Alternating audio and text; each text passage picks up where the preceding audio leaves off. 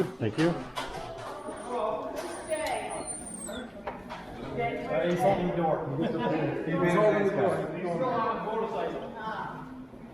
That's him holding the door right there. You got a sweatshirt there. So was lunch good? Yeah, it was. When was that? The job Right there. on the lake? Hi, Get that I'm sweatshirt. Jess. Nice to meet It's you. light gray. Thank you for Yeah. coming. Yeah, no problem. Yeah? Has everybody arrived? Yeah. So, yeah, this is our Paul Wiley, 1992 silver medalist, Albertville, France, Olympics. Yeah. He's going to be giving you the tour.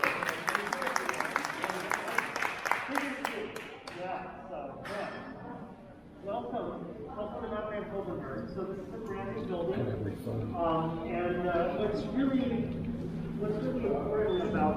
Awesome. You want to go for a second? Yeah.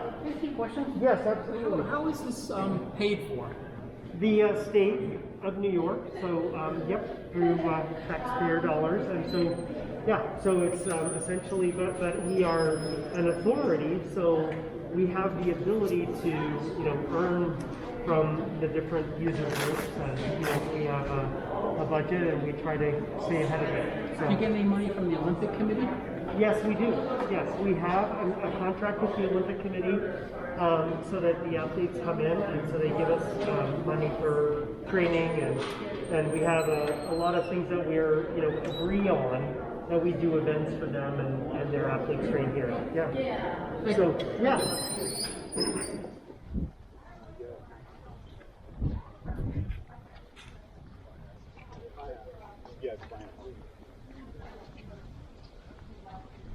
So I'm not sure how familiar you are with Nordic sport. This is one of the capitals of Nordic sport, Lake Placid. We were very well known after the 1980 Olympics for the job that we did with Nordic skiing, which would be cross country, ski jumping, Nordic combined, and then biathlon. So biathlon is actually the combination of cross country skiing and shooting.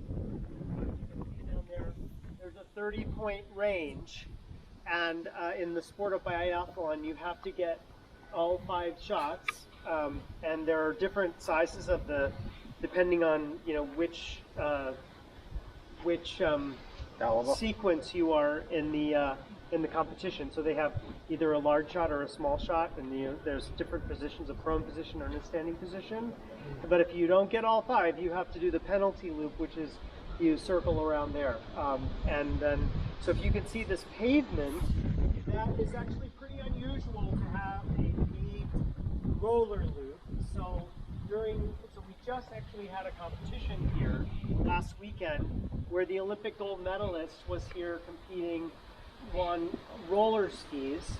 And so they, were going up and around these loops, and they're designed in a certain way, which they're called omegas. So they come back like omega, like that, right? So that the audience can see when they're, the whole race essentially. But at any rate, this has a 5K loop that has snowmaking, but it's connected to 50K of cross-country skiing. But the snowmaking piece of it is very important because actually it's one of the reasons why they redid this particular course. We have a reservoir that was dug so that we could have the snowmaking, the water for that snow. So if we have 3 days of good weather, we can get the snow that we need to have the races go on. We'll be skiing November 1st, here. Yeah, so it's pretty amazing. It's too bad that nobody's here to be, to show you the roller skiing, because it's kind of amazing how they do it. But they train out here. But what's really cool also about this venue is that I said that it's designed very strategically so that you can have an event going on simultaneously with recreational skiing going on. So you see that bridge. So that bridge can be for recreational skiers and takes you to a completely different trail system than the one that's being used for. So pretty neat. We're putting on a global event, the 2023 World University Games in January of 2023. It'll be the size of it will be twice as large as the 1980 Winter Olympics, and so it's for student athletes ages 18 to 25 who are enrolled in a program in essentially college or university. I competed in that competition in 1987, and it was really fun. So I won the bronze medal there, and the guy who won the bronze medal at the Olympics, I beat him. How about that? All right, let's go around to the other side, and I'll show you the bobsled part. So the other.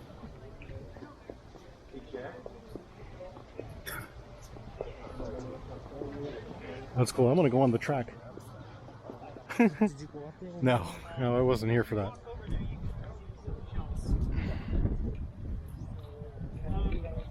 So this is called Metals Plaza, and so this is what I would refer to as the sliding side of the venue. So you can see the bobsled track. Actually, where it says Lake Placid is a sideways turn, so that if it were actually if there were bobsleds coming down that, you would see it kind of pinned to the side because of the centrifugal force. It is the oldest bobsled track in the United States and Canada, and it's one of the oldest in the world. It's a legacy track. So this is not the original 1932 track actually, but it's in the same vicinity. If you take the ride on the mountain coaster, which is called the Cliffside Coaster, it's the longest mountain coaster in the country. It's a 15-minute ride, very entertaining, commentated by the voice of bobsled, John Morgan, and it really is beautiful too. It's just an amazing scenic ride, and very informative. It's also very historical because of all the things that have gone on here. But if you can imagine in the 30s that the people of this town, and they decided they wanted to host the Olympics, and so they took a ship, to Europe to bid for the Olympics, and then they won them, and so then they had to come back here and start doing things like making a bobsled track. And so I don't know if you've heard, but the Dewey Decimal System. So Melvin Dewey was a very influential person in Lake Placid, and there was the Lake Placid Club. And so that Lake Placid Club group was very much interested in winter sport. And so they had a toboggan run, and they were the ones who were sort of interested in getting the Olympics and having a bobsled here. So there was all of this activity that went on. And of course, at the time, the governor of New York, maybe not of course, but the governor of New York at the time was Franklin Roosevelt. And so they built these venues, and 1930 there was a lot of that sort of, it was right as the crash had happened, so people were working, and that was a good thing for people. But Lake Placid developed an indoor ice rink that was used year round, where Olympic champions would come and train, and the speed skating oval and a bobsled track. And so Lake Placid really became a winter sports capital of the world.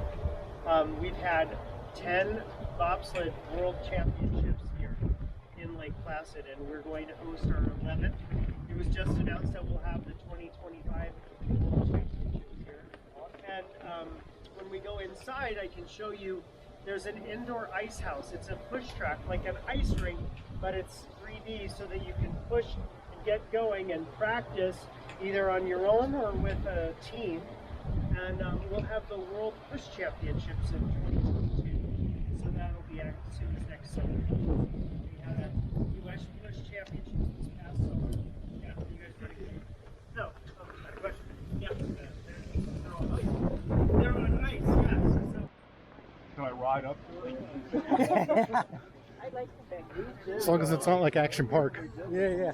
What kind of car are you on? What kind of Huh? Oh, telemetry and operator. Oh, okay. Been admin 15 years. How about you were there pretty close? I was always slow. Well, with the compliance skills of telemetry and OR, yeah. But they don't float you out of the OR much. Tell you they float everywhere.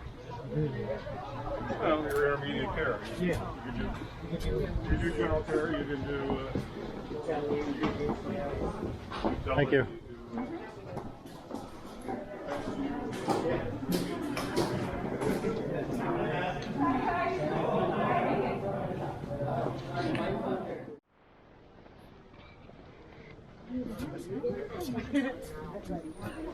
I got bar buckets on my hand. I'm just about firearms. Yeah, so we did that, but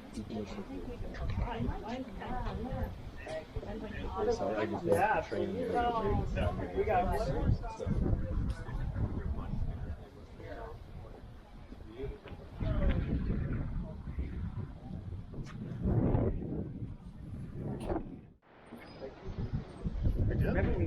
Oh yeah. Yeah. That's right.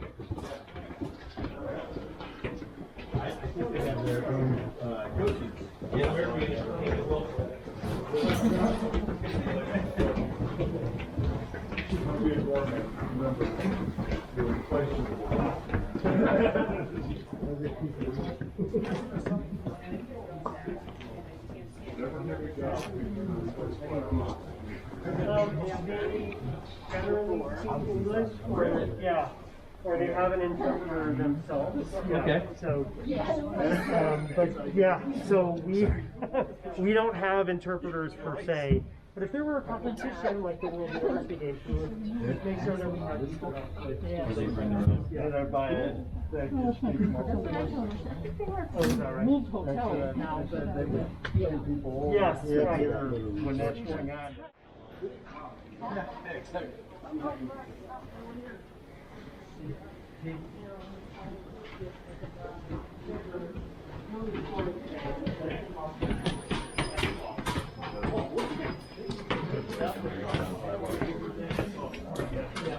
Oh wow. Oh shit, check him out. Ah. Actual, like, amazing. These guys are on a Harley tour. I mean, probably not everyone's on a Harley. No. Yeah. Yeah. Don't lump us in with that crowd.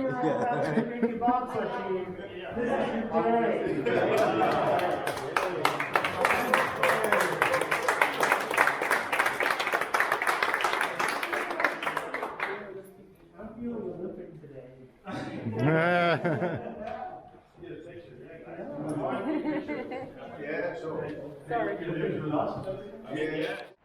Hey, these are sliding short guys. These are big guys. Yes. Is it alright? Is it alright if we quickly do our last push? Yeah. Okay, you guys. All right. We'll finish off. Yeah, we'll come back. Give us some more. Okay.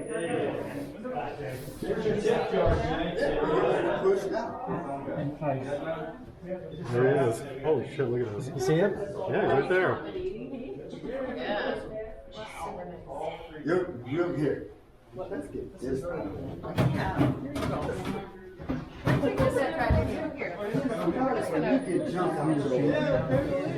know. I don't like touching moving stuff like that.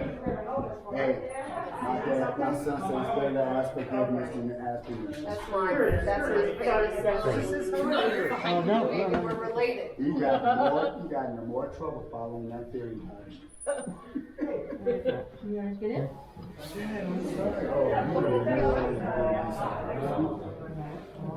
No, I said they don't. So it's a two-man, they're doing the two-man one? So it looks like, oh yeah, maybe. Three? Yeah, I I can't tell. I guess three. It's three.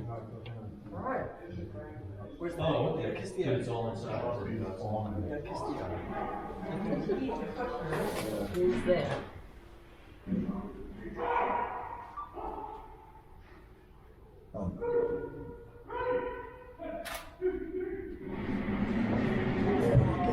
Oh my god. He's still pushing.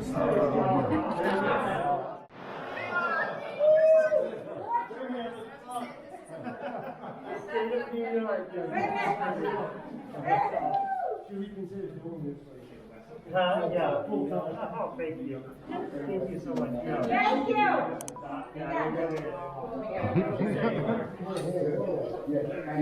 Someone budget for the windows above. All right, everyone, drive safely. Thank you.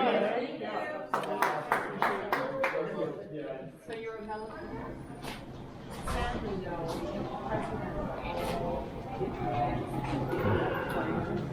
But it seems like because we're running them all, isn't that just because of health and